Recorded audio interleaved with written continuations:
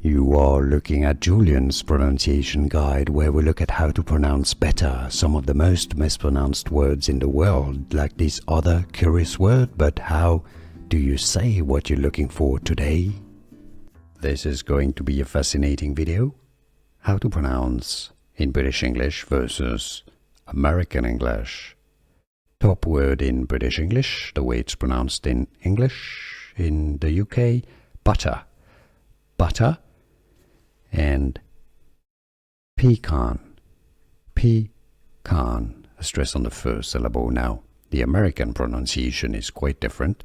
The top word is pronounced butter, butter, butter, and pecan.